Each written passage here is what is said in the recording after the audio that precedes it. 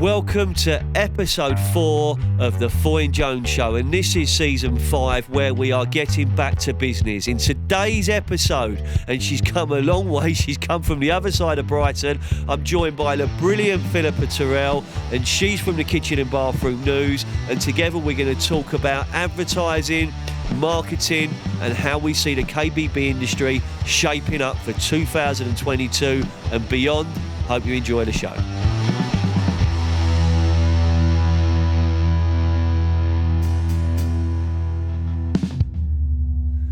Do you like the music, Philippa? Love the music. Love the music. Here we go. We are amazingly back in the studio. It's episode 4 of season 5. I keep saying this every time. It's season 5 of my podcast. This series, we are going back to business. And today, we've got a very special guest, Charlie. We've got a very special guest. There was rumours that this lady was going to be our first guest to ever cycle to the studio, but she went one better. She walked here. We are joined by, born in Doncaster, lives in Brighton. She's known to all of our listeners. She's the editor of the Kitchen and Bathroom News, Philippa Turrell. Have I said that right? You've said that perfectly I've said that perfectly. Thank you. Welcome to the Foy and Jones Show. Fantastic, thank you. You're really excited already, aren't you? Great to be here. Absolutely great to be here. I've practiced all my YouTube intros. Have you? I've gone from Jeffree Star. Well, hi, how are ya? So, you know, how am I doing? How am I doing so far? So far, you're the star of the show. Oh, You're already star of the Plus X downstairs. What made me laugh? You went, how long's this been here? You live here. I know, it's shocking, right? Yeah. But, you know, Brighton, you only go to certain places. You go to the seafront, you go to the downs, you go to the bars. Yeah, I told you about my Saturday the other day. So that was a very drunken Saturday we had in Brighton. But in terms of this episode, we are going to really talk about what the KBB industry's been through, all right? Because we've been through a lot. You know, we've had to ride some tough punches, and we've had to keep moving forward, as Rocky would say. It's not how hard you hit; it's about moving forward. But we are almost back together again. We've seen the awards recently. We've seen people hanging out together. How good was it in reception that we could say hello, we can hug, and we can be together. We say, "This is Charlie. Charlie's a real person. He's not on video." It's making it good. So we're going to talk about the industry, but Philippa, I'd love you to start this episode just in case there might be a listener who doesn't know what you do. You know, do you want to tell us a bit about your background, just to bring yourself to life? Hi, of course, yeah. I started the industry a little time ago. I was working it out. It's about 22 years ago now. I started in bathrooms and kitchens on a trade magazine. Changed dramatically. As you can imagine, things that we do now from what we did then. I'm now editor of another trade magazine, Kitchens and Bathrooms News. I'm also in charge of our social media channel. We have Twitter, we have LinkedIn, we have Instagram, and we have YouTube. So the job's changed massively since I started 22 years ago, as you can imagine, when it's very much based on print and transparencies. And of course, the print's still there, but oh my gosh, there's no stopping Different game, isn't it? It's I was talking to my team about this, and they don't actually take me seriously. And I just say, you don't know how lucky you are. You do not know how lucky you are. Like if I took LinkedIn out of your life, if I took Instagram out of your life, if I took all these channels how you can communicate out, you'd know how we felt. So, and people don't get that. So we were laughing and joking about it, Charlie, before. Right? We were talking about when I was a young sales rep for a builder's merchant, and I had a phone card. You know, we were talking about phone cards and things like that, and we have evolved. But you talk about being in a trade publication. I remember, you know, our first months of trading as a recruitment business in 2004. That year, you know, our marketing was, let's get an ad on the back of the trade news, and let's put our adverts on there, you know, the jobs we're working on. And it took me a few months to realise that by the time it goes to print, we filled the roles anyway. So it was almost, you know, you needed to evolve, but it's come so far. If you look back, Philippa, on those 22 years of service, of loyal service, did you give yourself a watch at 20? Or? I think I should. Yeah, there you go. I think you should. But what do you see how the changes have been? Have there been like significant moments in time when you're like, wow, it's changed forever? Oh, massively. I mean, obviously, COVID has probably been the biggest change that anybody's faced, and it's all happened in the last 18 months. I'd say it's accelerated the pace of the digital sphere, without a doubt. We're very much print-based. Print is still here. Print is still very strong. But crikey, what you can do with digital is amazing now. And that we can create hybrids. We have a digital magazine now. And what we're planning to do with that is incredible, but I'll tell you about that later. We will come on to that later. So I'm interested. When you were at school in Doncaster, when your teachers at careers evening or careers day, and there's all these different pathways. Was journalism something that you wanted to do? How do you become you? Where does it start from? Where does it start from? Oh, that's deep. Hey, I didn't buy into the therapy side. Oh yeah, of this, we throw a bit of therapy in. We throw a bit of therapy. I'm interested. No, when I started. Journalist was in the mix. However, and this might make you laugh at the conversation we've had earlier, there was also the army and the police force. I thought you were going to say centre forward for Fulham. No, okay. That was me. Careers. I want to play centre midfield, centre forward for football. For Fulham. Obviously, you have to be good. That was the problem I had, and you have to run, and I didn't like running, which makes it quite hard. My problem was I was short. Yeah. So therefore, to be a police officer when you had to be 5'7", 5'8", and I'm massively high at 5'3", there was an immediate problem there. So it's like, okay, let's not explore that part. Let's explore the creative part, maybe. Yeah. And journalism has always been bubbling along in the background, and I just enjoyed writing, and it kind of spread from there, really. And it does, though, doesn't it? And we ask this question a lot. What did you want to be when you grow? What would you want to be when you grow up? And I work with schools and colleges, and you can talk to a room, and you say, okay, so where do you want to go? And this is something that will be real, and it's something that I know you're working on with your publication. We have to make our industry, your industry, attractive. And episode 1 was about that. We're talking about apprenticeships and that pathway, but making the news exciting, making the what we read interesting, making the social engaging and creative. That's an eternal battle for you, and you've had to evolve. Yeah. So that. The COVID crisis was a point of evolution. What did you learn about yourself during that, just in general? So much. I think I learned that I was more agile and more flexible than I thought I could possibly be. Was that yoga, hot bit crown? Or was that... It should be in Brighton, shouldn't it? I think it was just and that ability that I actually enjoyed learning, which I think I forgot about to some degree because you're too busy doing and not learning and developing new skills, and that I found very important. I found the creativity very important. I love that what we can now offer, that it's not just printed words on a page, which are brilliant and just what people need and what people like to do, and it's a whole different experience to reading a magazine, to going online. But the speed at which you can do it, the storytelling that you can put across, it just opened my eyes, I think, would be true to say. It really does, and I think getting you into the podcast to talk about it is it actually kind of brings, because the editor, we open the publication, the editor's there, page 3 or page 4, it's there, it's highlighted, but I often think the work that goes in to the publication and actually to making it newsworthy and interesting, it can sometimes be overlooked because the brands are all fighting for their identity. People are fighting to tell their story. You've got that power of control in a way of what's interesting, what do you want to support, what do you want to include. Does the pressure ever get to you? I don't know if it gets to me. I think I'm very conscious that it's a very commercial environment to be in. We shouldn't forget that. But it's really delivering what the readers want and making sure that you're doing that job. You're not going to suit everybody. You're not. We have a circulation of 13,000. There's a heck of a lot of readers with a lot of wants, and we write for independent businesses. And as that very name suggests, they all have different wants, requirements, needs. It's not the easiest job, but it's a very fulfilling job. And I guess you get to see, over that 22 years, you get to see businesses, people, it's a lifetime. So you get to see something which starts really small, grow to become really big. You see, sadly, businesses that crash and burn, and you see others that are reinventing themselves. And I think the KBB industry right now needs to be conscious of how it reinvents itself and how it markets itself. And I guess 13,000 readers have got 13,000 different opinions. That's 13,000 goods, 13,000 bads, 13,000 maybes. I was reading something about, don't say no, say maybe. I'm like, but I want to say no.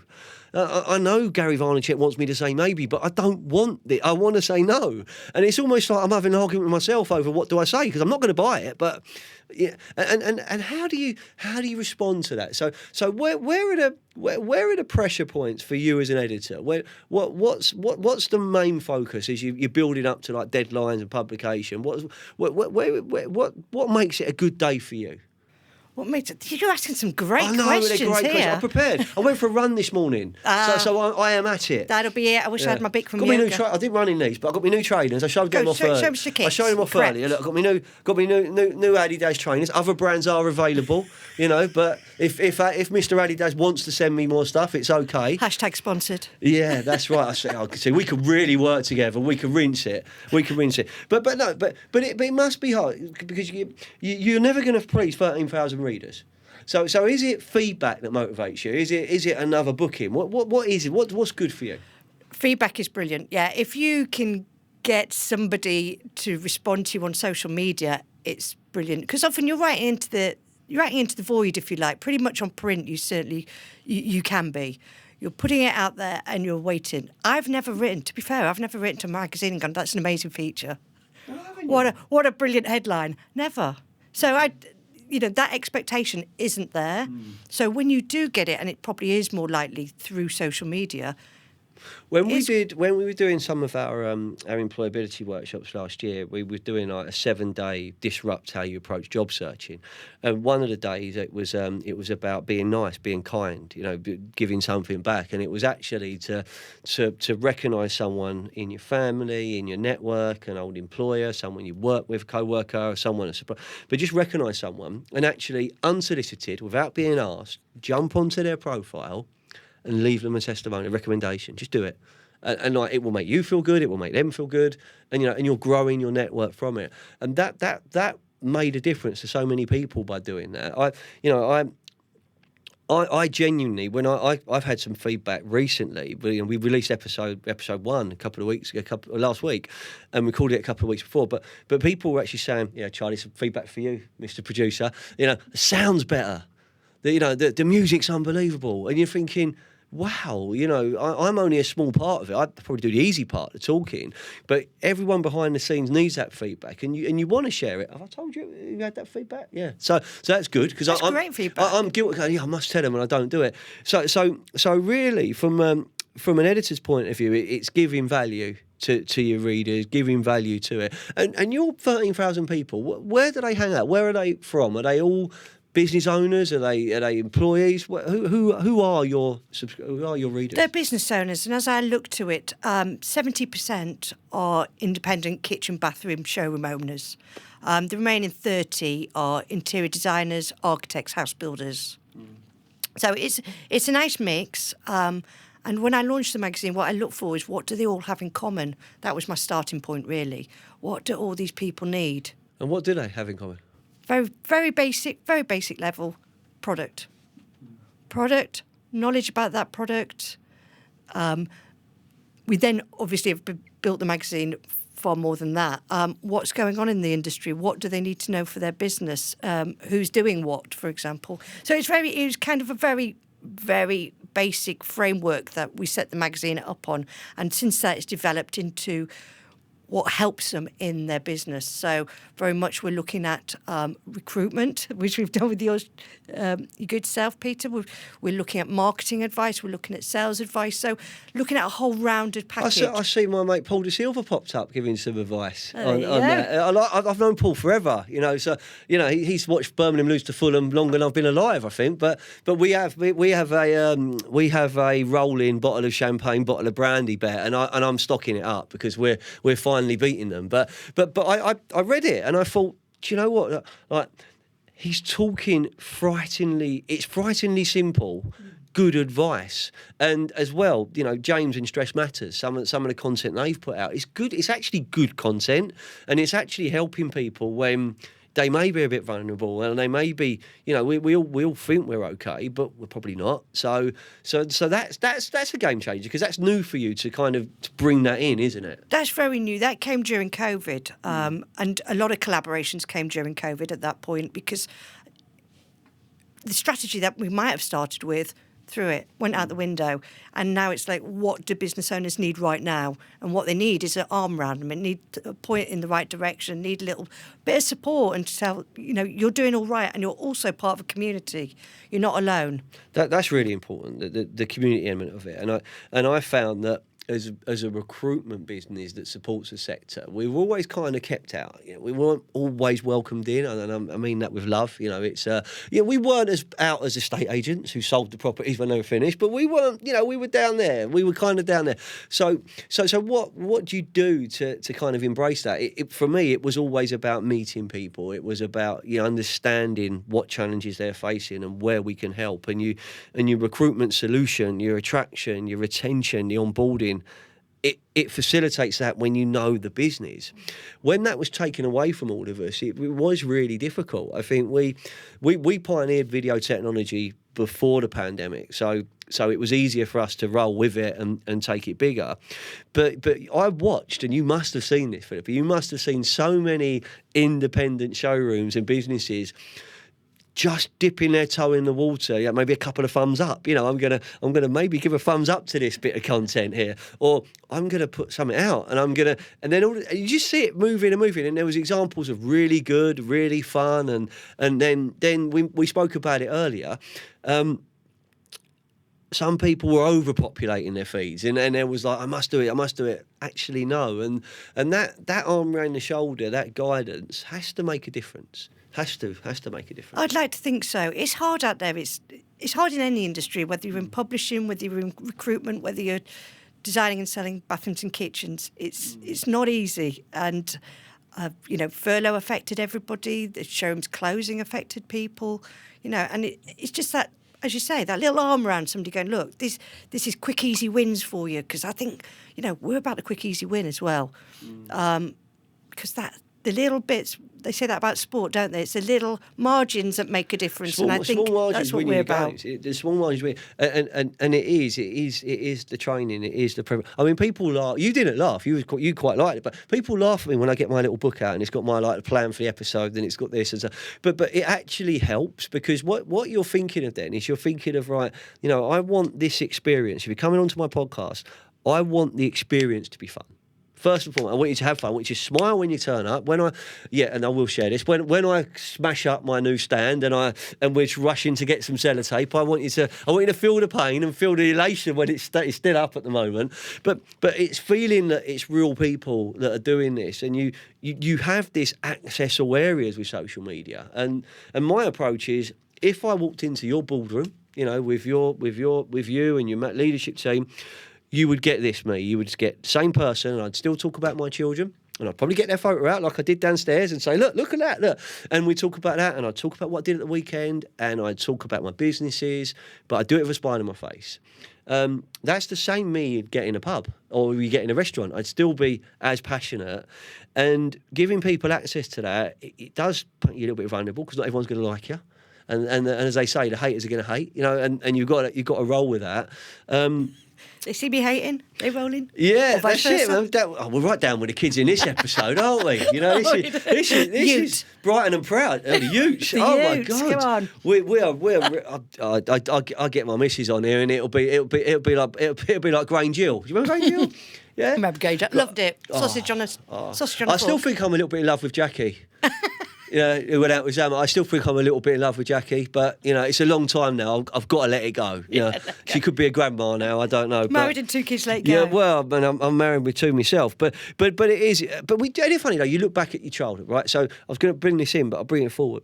So my introduction to the news was the sports pages of the the one of the red tops. All right, so it was one or the other, and I'd start at the back and I'd work my way round. But that was it. We didn't have a telly in the, it wasn't on. So that was the news for me. It was a printed publication. Then obviously the Evening Standard was a big part of my life growing up, and it was thrown at you as you got out the tubes and everything. So that was read all about it, the Standard. So that was a big part of where I kind of broadened my horizons and stuff there.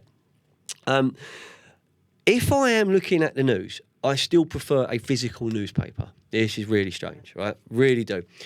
If I am reading a book, I can read it off a tablet or a phone, right? And I don't enjoy it the same because I'm not turning the page, but I can do it. Won't look at newspaper on there. But when it's like industry related and it's digital, I get really excited. So I contradict myself all the way through the journey.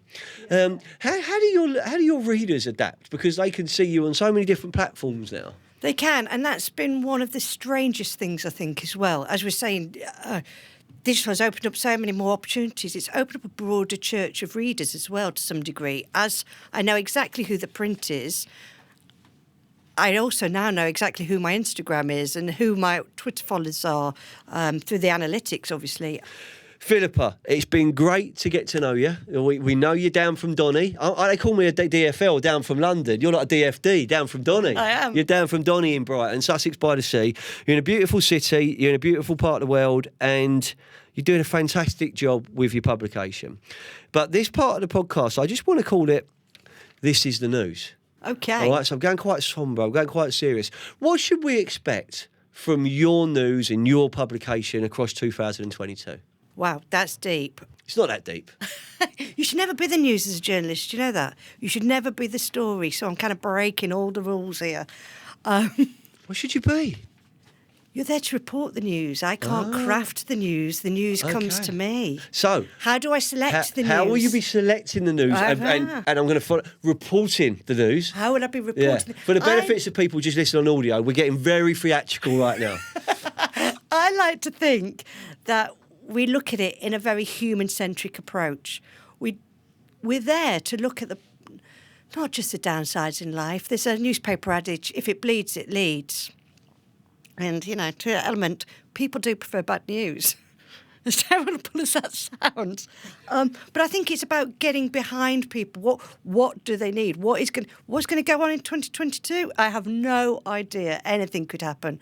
I'd hate to predict it, but I'd like to think that we're there that it's there to be helpful rather than headline. Philippa, thank you so much. That is an absolute amazing first half of the podcast. When we come back from the break, we are going to talk about the KBB industry. Some of the trends and some of the things we believe we should be looking at and expecting, and where the conversation is going to be around next year. We've got a couple of announcements to make because we're going to be offering some of your one of your 13,000 readers is going to get quite a special treat. So we're going to talk about that, and we're going to talk about my recent article as well because it's got to be about me. It is my podcast. I've got a bright pink banner. I have to keep it about me.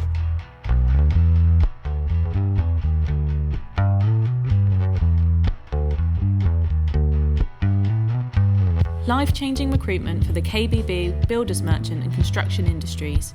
Creative social content, specialist knowledge, world-leading video technology, helping you find career happiness and helping your business attract its stars of the future.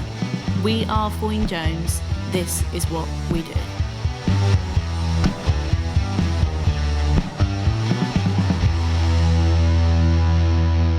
Philippa, while you're here, we've got to talk about our collaboration. I've been not just writing for you this year. I've been performing. I've been putting myself on video in different locations. I always try and outdo myself. Here I am on the beach. Here I am wearing a funny hat. Here I am. But we have been talking about a subject very close to my heart, and you mentioned it earlier, recruitment. And we've been looking at recruitment through different angles. If you are a hiring manager or an employer, treat people how you like to be treated yourself. If you are, looking to access the hidden job market, it doesn't exist. So how can you access, how can you create it? This month, we've been talking about being your own advocate, and I've written about really, really thinking about your next move as the most important decision you're going to make. It's life-changing, okay? So while I've got you here, I was just going to kind of put this part of the podcast really relevant to the article. We were talking earlier, and we were saying about how easy it is just to hit apply. We've got to change that, haven't we? We've got to change that. And that's what my article's talking about, making it count. From your experience, what do you think if you were looking back about making an application count, or if someone's applying to you? Let's say I wanted to be a journalist for you. I wanted to join your publication. What could I do to get noticed by you? Well, I would say, and I did it myself, so that's why I can hand on heart. When you asked me about being a journalist earlier, I probably skipped out that it was probably at uni when I made that wholehearted decision. Yeah. And when I did, I went and worked for the local newspaper. I did it. I called them. I asked them if I could come and work for them for free. I sat at the news desk. I learnt the trade. I went out with a photographer, best day of my life. Thought I'd made it because somebody is a jeweller, still got the cutting somewhere. A jeweller had got a gold watch for 25 years of service. So yeah, you're right, I owned one. That's when you felt you'd made it. That's what you were doing, as a proper journalist. Where was the jeweller? It's in Coventry. Coventry is where I went to uni, so big up the Coventry Evening Telegraph. I was in the Lytton Tree in Coventry a few weeks ago, about a month or so ago, just before Fulham lost. That was a great afternoon. But that's actually what I'm going to take out of that, and I'm going to use it, and it can be drawn from the article, is that you wanted to do something, so you didn't just put a letter in a postbox back then and hope it got opened. You knocked on the front door and said, "Let me prove myself. Give me an opportunity," and that's changed your life. Absolutely. That has been a life-changing moment. And what breaks my heart, and this is the main thrust of the article we've got, is that people are not making it count with their job applications. And there could be lots of reasons. It could be frustration. It could be I'm overwhelmed. It could be I'm underwhelmed. And they're hitting apply. And the technology doesn't help, because if you go on any of the job boards, it's so easy. You've got your CV preloaded. Apply. The covering letter is a thing of the past. I get quite excited if someone's put a covering letter in application. I'm like, wow, that's really nice. And I'm thinking, is that old-fashioned? No, it's actually not. So what I say is no job's the same. Every opportunity you're going for has got the chance to change your life. So please personalise it. Think about what the other people's going to read, how it's going to be received, and how your application is going to make them feel. And I really believe in this. Making someone feel good by your application is going to get you noticed. That's what got you your gig. It's what got you your work experience. Absolutely. Show what you can do. Also, just do it off your own back. Don't wait. Don't wait for people to come to you. Get out there. In terms of my line of work, there's a lot of things you can do for free. Get your blog started. That could happen actually in anything. I mean, that's designable, and that transcends straight into the KBB industry. We're working with job seekers daily. We're talking to hiring businesses daily, and there's a talent shortage in one conversation. There's no suitable applicants in another. I've got too many applicants in. Depending who you're talking to. The Great Resignation, 1 in 4 people want a new job. Okay, do they? Not in my world, because I've got positions where, we can't get one person, let alone 4 people interested. So you are in different times. I think we've got a loyalty to employers. But if you are out of work, and this is the closing bit on this little section, make your application count, do something differently. And if you go that little bit extra, you'll be in the 1 or 2% that get hired, and you change your life for the better. And sometimes aim high. I once sent off an application to take a break. Sorry, take a break, but it's true. I got turned down for free work experience. I thought, if I'm going to get turned down by take a break, I'm going to apply to Vogue. I did, and I got the free work experience. Boom. And that's what we're going to end this video on. Charlie, over to you. Philippa, thank you so much for joining us today. I'm genuinely so glad you strolled across, because actually what you've done is you've brought personality to the show, and it's kind of knocking down the preconceptions of what a publication does, because we all have opinions, and you see it online, you see the content you're supporting, and you're doing a lot of good for the industry, and you've actually offered people like me the chance to give our opinion and be seen and heard and read by a wider audience. So heartfelt thank you, because it's great to be part of it. What as we get back to business, because I've promised Charlie I will stay on subject, kind of. So the season 5 is back to business. What should we expect from the kitchens, bedrooms and bathroom industry across 2022 from how you see it? Big question. I love big questions. Big question. What do you expect to see? I think in terms of the industry, in terms of how busy it's going to be, I think it's going to roll over from this year. I'm going to put it out there. I'm going to say, yeah, it's going to roll over from next year. It seems, speaking to retailers out there, that they're already booked up, probably to about April, Easter time. I would like to think that we could sort out some of these stock issues, but let's be honest, I think these are ongoing issues that we're having to learn to deal with at the moment. So I think that will be continuous. That sounds very dour, doesn't it? It sounds very dour and doom and gloom. KBB is coming around the corner, so KBB in March. I think we'll see us all getting back together as an industry. I think that could be a good thing. Do you think it will get back to the attendance numbers of before, or do you think there'll still be, because it depends what news channel you have on, doesn't it? You just don't know where we are. But events have got to come back. We've got to now get back to business. That's what this whole episode's about for me. So let's just take one of the areas there. So we know that the supply issues are going to stay, but the demand's there and it will roll. I agree with you. I think we're going to see a real positive start to 2022. The business owners I speak to, who will be in your listeners, they'll be out in my listeners and they'll be in your readers. They are very, very confident. They're very positive. They've got to work hard, but the demand's there. I think some of the challenges we're going to face will be recruitment. We just spoke about that in my latest article, and we're talking about use your personality. Job seeking, one size doesn't fit everyone. I genuinely believe, Philippa, and it'd be great to get your take on it, that if you're hiring, one size doesn't fit everyone either. One size doesn't fit all. So we need to see words like flexibility, diversity, job sharing, perhaps introduced into some of the more traditional roles. That's a challenge, isn't it? To do that. I think the days of the 9 to 5:30 are done. Yeah. I think that maybe arguably, don't know what my bosses are going to say about this, but the office. Oh, I'll say something. Changed. I'll say something for your bosses. Blended. I see you as like me, 30 hours a day, 8 days a week, Philippa. That's what I see.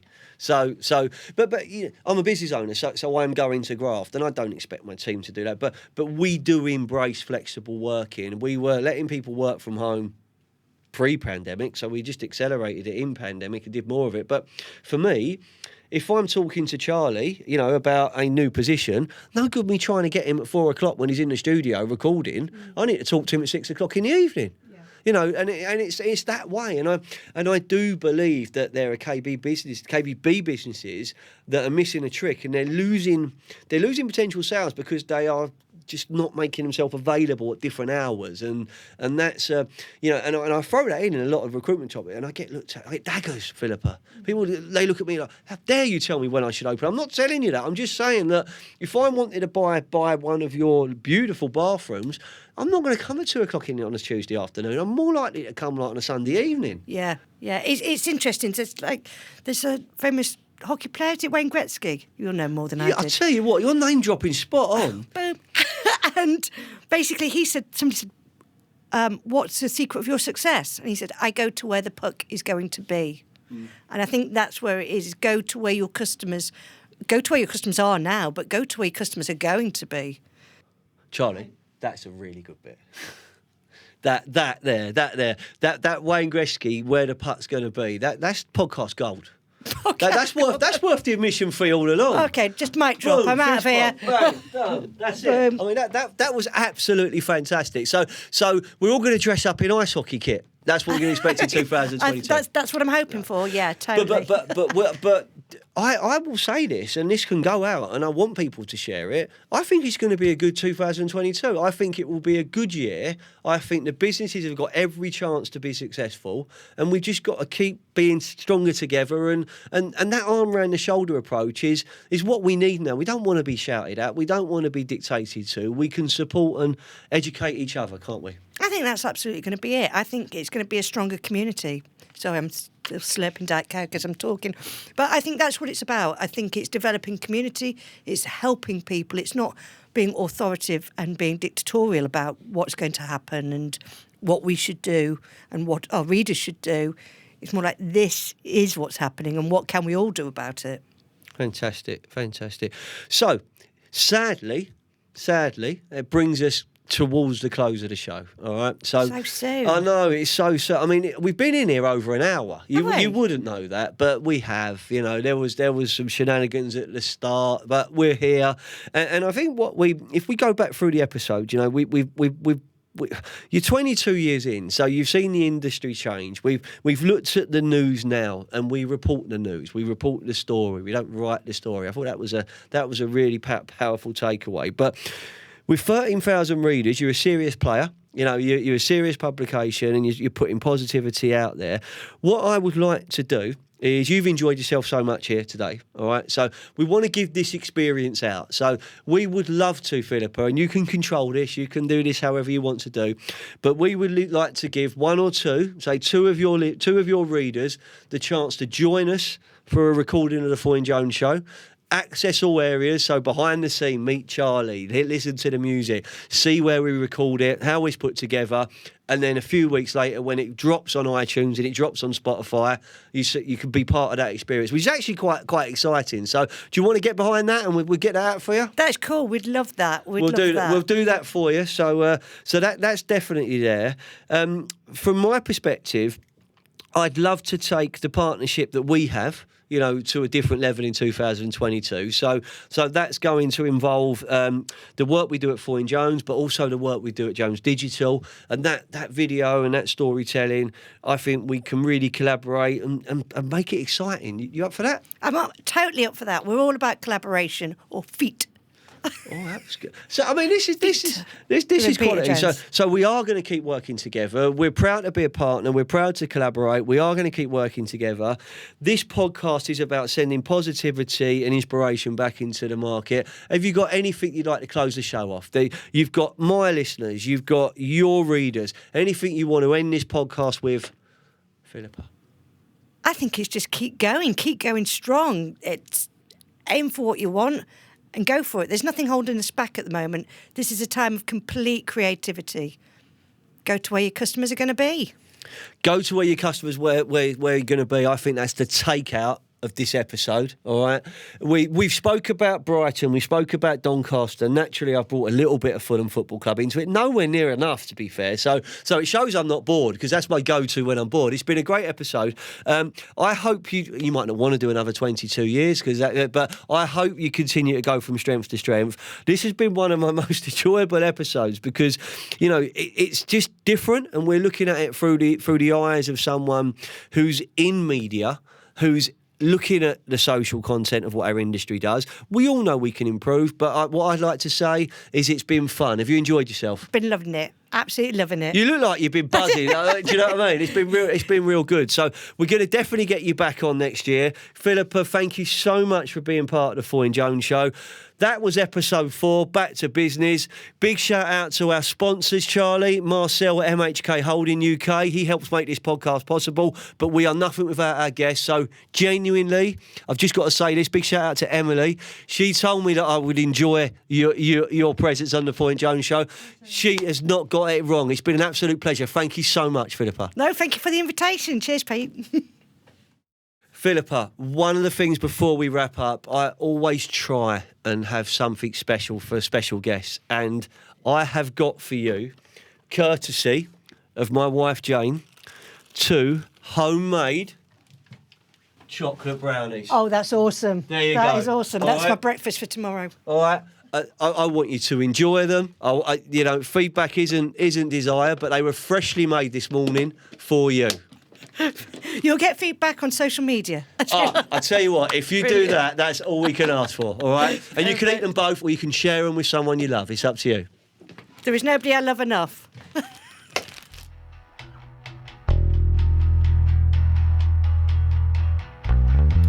That's the end of episode 4. Thanks so much for listening today. Before we wrap up, let's say a big shout out to our season sponsors, Marcel Creasy and the wonderful team at MHK Holding UK. You cannot miss next week, because next week's episode I'm joined by John Davis of Smeg UK.